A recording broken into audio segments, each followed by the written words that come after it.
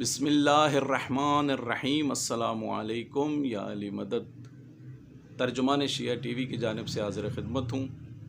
آج کا عنوان ہے کیا شیعہ مساجد نہیں بناتے؟ پچھلے دنوں ایک قومی چینل بول نیوز پر ایک پروگرام دیکھنے کا اتفاق ہوا جس میں ایک شیعہ عالم دین علامہ امین شہیدی صاحب بھی تشریف فرما تھے اور دیگر مسالک کے علماء بھی تھے، جن میں مفتی طارق مسعود صاحب کراچی والے بھی تشریف فرما تھے۔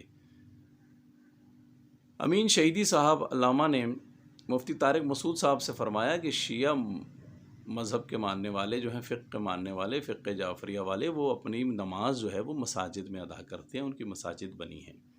تو مفتی طارق مسعود صاحب نے وہاں اپنی کم علمی یا بے علمی کا اظہار کرتے ہوئے کہا کہ میرے علم میں یہ ایک نئی بات ہے کہ شیعہ فقہ والے جو ہیں، فقہ جعفریہ والے شیعہ افراد، وہ مسجد میں نماز ادا کرتے ہیں، یہ میرے نالج میں اضافہ ہے۔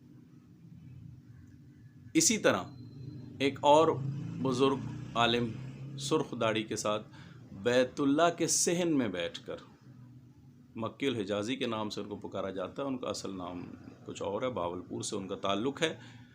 مکی الحجازی صاحب فرماتے ہیں کہ شیعوں کو یہ توفیق نہیں ہے کہ وہ مسجد جیسی عبادت گاہ بنا کر اس میں عبادت کر سکیں۔ ناظرین کرام، یہ کتنی لا علمی ہے لوگوں کی فقہ جعفریہ سے متعلق، فقہ اثنا عشری سے متعلق کتنی لا علمی ہے۔ ہمارا کہنا یہ ہے، ہماری گزارش یہ ہے کہ لا علم ہونا کوئی عیب نہیں ہے۔ مفتی طارق مسعود صاحب کے لیے یا مکی الحجازی صاحب کے لیے یہ عیب نہیں ہے کہ ان کو پتہ نہیں ہے کہ شیعوں کی مساجد ہوتی ہیں کہ نہیں۔ عیب یہ ہے کہ پتہ نہ ہوتے ہوئے، علم نہ ہوتے ہوئے، مطالعہ نہ ہوتے ہوئے اس فقہ پر اعتراض کرنا، اس فقہ کے بارے میں لوگوں کو گمراہ کرنا، یہ عیب ہے۔ ان کو ایک انجانا سا خوف ہے کہ شاید ان کے پیروکار جو ہیں، جو ان کو پیر و مرشد مانتے ہیں، جو ان کو بابا جی مانتے ہیں، وہ شاید فقہ جعفریہ کی طرف نہ چلے جائیں اگر انہیں فقہ جعفریہ کی حقیقت کا پتہ چل جائے۔ میرے خیال سے تو یہ ایک انجانا خوف ہے ان کے اندر، اسی لیے تو لوگوں کو گمراہ کر رہے ہیں کہ دیکھو شیعوں کے قریب نہ جانا، دیکھو شیعہ گمراہ فرقہ ہے، یہ بھٹکے ہوئے لوگ ہیں، یہ جھوٹے لوگ ہیں، ان کی گھڑی ہوئی حدیثیں ہیں، نہ جانے کیا کیا بہتان لگائے جاتے ہیں اور ثابت کچھ بھی نہیں کرتے۔ کیوں؟ اس لیے کہ وہ خود نہیں جانتے کہ اس فقہ کے احکامات کیا ہیں، اس میں توحید کا کیا تصور ہے، اس میں عدل کا کیا تصور ہے، نبوت کا کیا عقیدہ ہے، امامت کا کیا عقیدہ ہے، قیامت کا کیا عقیدہ ہے۔ خود لا علم ہے اور لوگوں کو بھی گمراہ کر رہے ہیں اپنے ساتھ ساتھ۔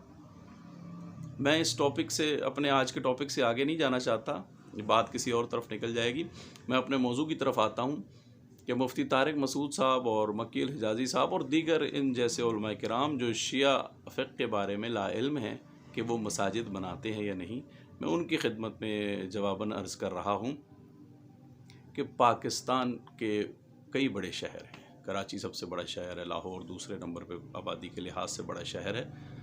میں صرف ان کو کسی اور شہر کی نہیں، ایک لاہور شہر کی ایگزیکٹ فگر بتاتا ہوں تقریباً، کہ لاہور میں شیعہ مساجد کی تعداد 45 ہے۔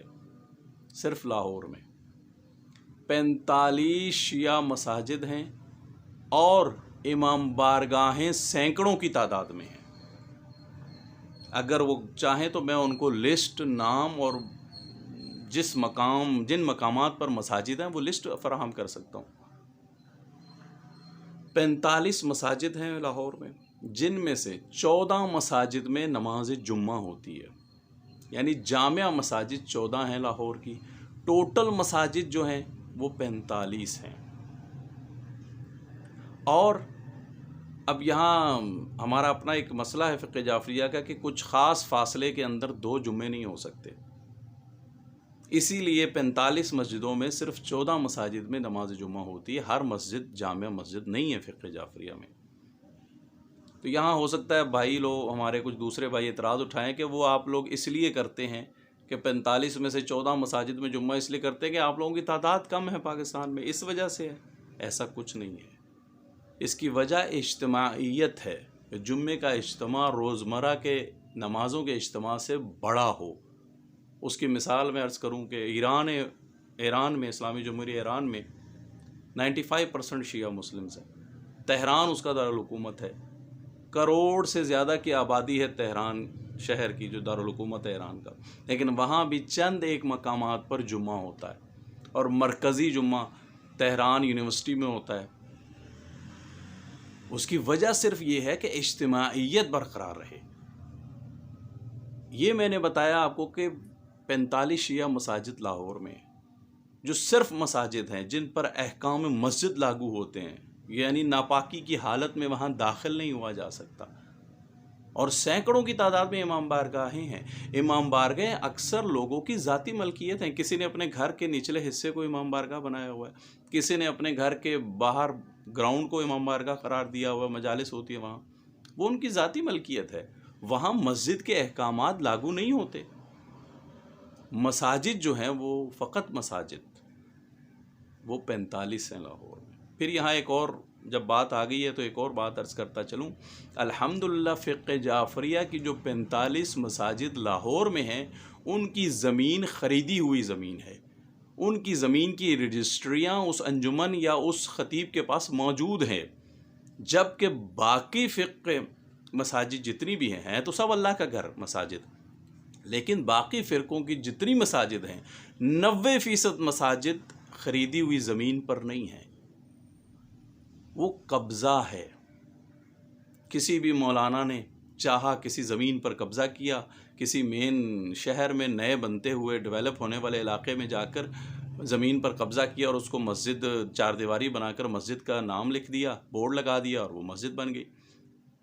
جب ان سے پوچھا جائے کہ آپ نے یہ خریدی کیوں نہیں مسجد، تو کہتے جی اسلامی جمہوری جو ریاست ہے، اسلامی ریاست، اس میں زمین حکومت نے دینی ہوتی ہے. تو اس عنوان پہ وہ زمین حکومت سے لینے کی بھی کوئی زحمت نہیں کرتے، بلکہ قبضہ کر لیتے ہیں. 90% مساجد کی زمینیں جو ہیں دیگر فرقوں کی، وہ قبضہ شدہ زمینیں ہیں. اس وقت انہیں اسلامی ریاست یاد آتی ہے، ورنہ سارا سال ساری زندگی وہ کہتے ہیں کہ پاکستان اسلامی ریاست نہیں ہے. عشر عشیر بھی نہیں ہے پاکستان اسلامی ریاست کا، بس نام کا اسلامی ملک ہے اور کوئی اسلامی حکم یہاں نہیں ہے. سارا سال وہ یہ الزامات لگاتے ہیں، لیکن جب مسجد کی زمین لینے کی باری آتی ہے تو اس وقت وہ اسلامی ریاست کہتے ہیں پاکستان کو. الحمدللہ پاکستان میں شیعہ فرقے کی تمام مساجد جو سینکڑوں ہزاروں کی تعداد میں ہیں، اور امام بارگاہ ان سے بھی زیادہ تعداد میں ہیں، سب خریدی ہوئی زمین ہیں، ان کی ملکیت ہے. مساجد جو ہیں وہ چندوں سے تعمیر ہوتی ہیں، لوگوں کے صدقات خیرات اور مال امام سے. باقی جو امام بارگاہیں ہیں وہ لوگوں کے اکثر ذاتی ملکیت ہیں. والسلام علیکم ورحمۃ اللہ وبرکاتہ.